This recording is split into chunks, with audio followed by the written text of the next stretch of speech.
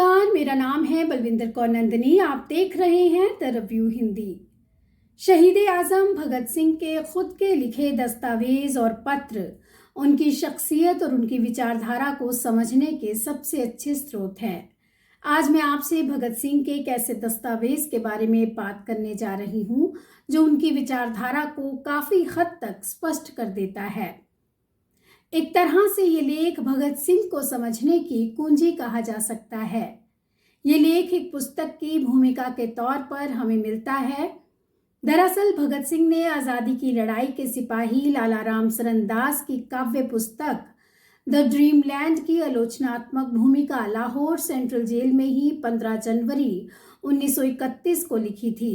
इस आलोचनात्मक भूमिका में हमें भगत सिंह की गहरी साहित्यिक समझ और संवेदना देखने को मिलती है।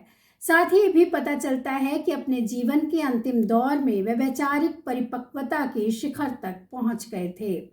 इस लेख में सबसे पहले भगत सिंह ये बताते हैं कि उन्हें ये समझ नहीं आ रहा है कि उनके मित्र लाला रामसरन दास ने अपनी काव्य पुस्तक की भूमिका लिखने के लिए उन्हें क्यों चुना है।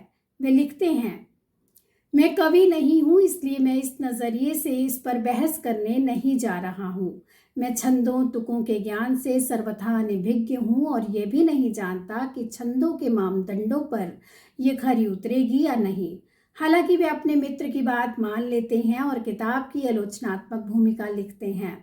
इस भूमिका से जो पहली महत्वपूर्ण बात पता लगती है वह ये कि भगत सिंह और उनके साथियों में वैचारिक स्वतंत्रता कितनी अधिक थी। सभी क्रांतिकारियों की सोच एक जैसी हो ये संभव नहीं और इसकी कोई ज़रूरत भी नहीं। विचारों में विभिन्नता के बावजूद वे सभी एक दूसरे की सोच को पूरा सम्मान देते थे, एक दूसरे के विचारों को सुनते थे और उस पर चर्चा करते थे, लेकिन साथ ही साथ अपनी असहमति भी स्पष्ट रूप से जाहिर करते थे और ऐसा करते हुए उनकी दोस्ती में कोई कमी नहीं आती थी। भगत सिंह भूमिका में लिखते हैं, एक राजनीतिक कार्यकर्ता होने के नाते मैं इस किताब पर इस नज़रिए से बहस कर सकता हूँ, लेकिन यहाँ भी एक बात मेरे काम को व्यवहारिक तौर पर असंभव या कम से कम बहुत मुश्किल बना देती है। नियम अनुसार भूमिका हमेशा वह आदमी लिखता है जो कृति की विषय वस्तु के बारे में वही विचार रखता हो जो लेखक रखता है, लेकिन यहाँ मामला काफ़ी अलग है। मैं अपने मित्र से सभी मामलों पर एक मत नहीं हूँ।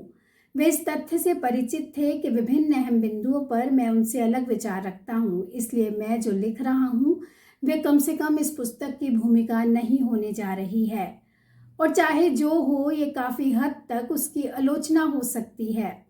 इसलिए इसका स्थान किताब के अंत में होगा, ना कि उसके आरंभ में। साफ है कि ये जानते हुए कि भगत सिंह उनसे कई मुद्दों पर अलग राय रखते हैं, लाला रामसरन दास ने उन्हें अपनी किताब की भूमिका लिखने के लिए आमंत्रित किया। शायद यही वैचारिक स्वतंत्रता भगत सिंह के सपनों के देश बनने की पहली शर्त है। आज हम आहत भावनाओं के युग में जी रहे हैं, जहां आपकी कोई भी टिप्पणी किसी भी व्यक्ति समुदाय की कोई ना कोई भावना आहत कर सकती है और फिर आपके लिए बड़ी मुसीबत खड़ी कर सकती है। ऐसे में स्पष्ट है कि हम भगत सिंह के विचारों से कितने दूर हैं। भगत सिंह के इस लेख से पता चलता है कि वे उस वक्त देश में जारी राजनीतिक और क्रांतिकारी आंदोलन के वैचारिक पक्ष से सहमत नहीं थे। वे कहते हैं, भारत के सभी राजनीतिक आंदोलनों में एक स्पष्ट सोच की कमी रही है और क्रांतिकारी आंदोलन भी इससे नहीं बचा है। हालांकि वे इस मामले में गदर पार्टी को एक अपवाद मानते हैं जो अमेरिकी व्यवस्था से प्रेरित होकर भारत के गणतांत्रिक ढंग की सरकार बनाने की बात करती है।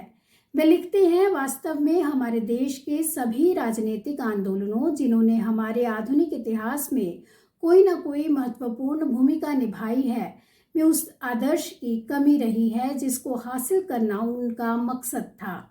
क्रांतिकारी आंदोलन भी इससे अलग नहीं रहा है। एक गदर पार्टी को छोड़कर जिसने अमेरिकी प्रणाली की सरकार से प्रेरित होकर स्पष्ट शब्दों में कहा था कि वे मौजूदा सरकार की जगह गणतांत्रिक ढंग की सरकार कायम करना चाहते हैं।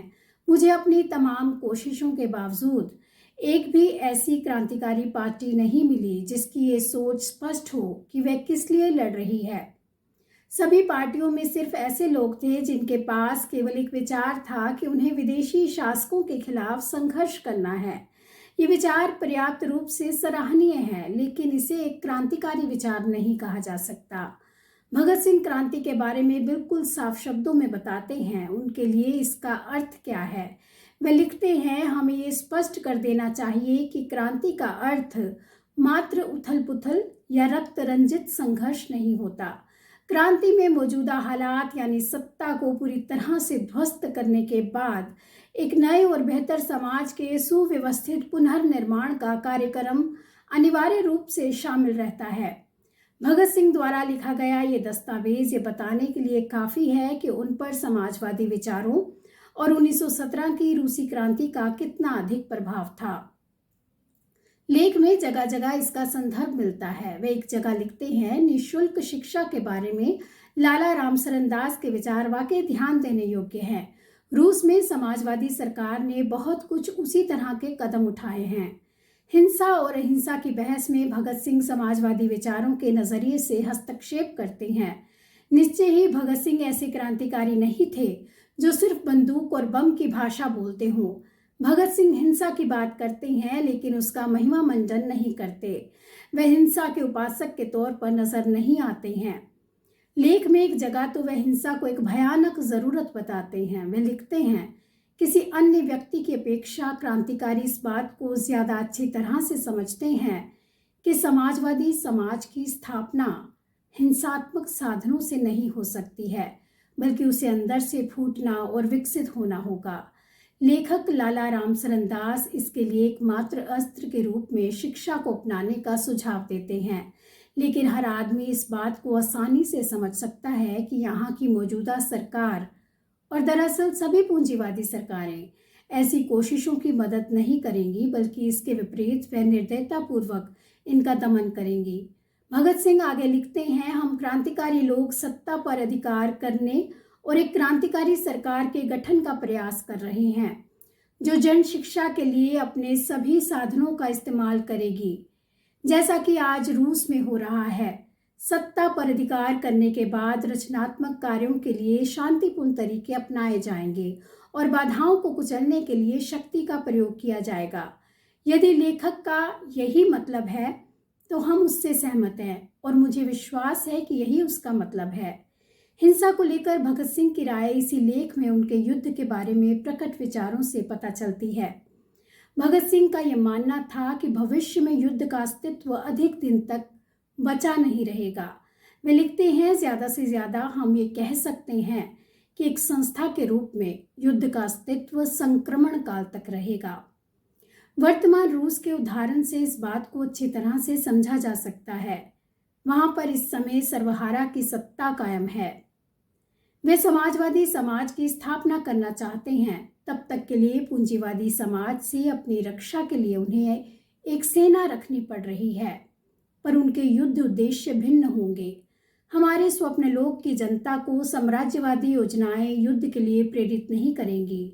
युद्ध की ट्रॉफियों का वजूद शेष नहीं रह जाएगा। क्रांतिकारी सेनाएं दूसरे देशों में वहां की जनता पर शासन करने के लिए या उन्हें लूटने के लिए नहीं, बल्कि वहां के परजीवी शासकों को सिंहासनों से नीचे गिराने के लिए, वहां की जनता का खून चूसने वाले शोषण को बंद करने के लिए और मेहनतकश जनता को मुक्त करने के लिए जाएगी। लेकिन हमारे जवानों को युद्ध के लिए उकसाने वाले पुराने राष्ट्रीय या जातीय कारणों का अस्तित्व नहीं रह जाएगा। भगत सिंह इस लेख में कुछ अन्य प्रश्नों पर भी विचार करते हैं, जैसे कि धर्म। वे इस मुद्दे पर लेखक के विचारों से सहमत नहीं होते और धर्मों को कार्ल मार्क्स के मशहूर कथन के साथ खारिज कर देते हैं। वे लिखते हैं, इसके बाद लेखक परस्पर विरोधी धर्मों की समस्या पर विचार करता है। वे सभी धर्मों में समन्वय स्थापित करने की चेष्टा करता है, जैसा कि अक्सर सभी राष्ट्रवादी किया करते हैं। इस सवाल को हल करने का यह तरीका लंबा और गोलमोल है। जहां तक मेरा प्रश्न है, मैं इस मामले को कार्ल मार्क्स के एक वाक्य द्वारा खारिज कर दूंगा कि धर्म जनता के लिए अफीम है। यहाँ ये बता देना जरूरी है कि भगत सिंह घोषित रूप से नास्तिक थे। इस संबंध में उनका मशहूर लेख मैं नास्तिक क्यों हूँ पढ़ा जाना चाहिए। दोस्तों, भगत सिंह के विचार प्रकाश स्तंभ की तरह हैं जो शोषणविहीन, वर्गविहीन समाज स्थापित करने के लिए हमें प्रेरित करते हैं। भगत सिंह को पूजने में नहीं, उन्हें जानने समझने से ही बेहतर भविष्य का निर्माण हो सकता है। ये जरूरी नहीं कि भगत सिंह के हर विचार से सहमत हुआ जाए। खुद भगत सिंह का भी यही मानना था कि किसी भी बात को बिना सोचे समझे स्वीकार नहीं करना चाहिए। इसलिए भगत सिंह को पहले पढ़िए, फिर मानिए, जहां जरूरी लगे उनकी आलोचना भी कीजिए, क्योंकि यही भगत सिंह का रास्ता है। आज के दौर में हमें भगत सिंह के विचारों को कैसे लेना चाहिए, इसके लिए मैं उन्हीं के शब्दों का प्रयोग करूंगी। ड्रीमलैंड की भूमिका समाप्त करते हुए वे इस किताब को युवाओं को पढ़ने के लिए कहते हैं, लेकिन साथ में ये भी कहते हैं कि आंख मूंद कर इसका अनुकरण नहीं करें। वे लिखते हैं, मैं विशेष तौर पर नौजवानों के लिए इस पुस्तक की जोरदार सिफारिश करता हूँ, लेकिन एक चेतावनी के साथ। कृपया आंख मूंद कर अनुकरण करने के लिए इसे मत पढ़िए। इसे पढ़िए, इसकी आलोचना कीजिए, इस पर सोचिए और इसकी सहायता से अपनी समझदारी कायम करने की कोशिश करिए। भगत सिंह की इसी सीख के साथ मैं आपसे विदा लेती हूँ। नमस्कार।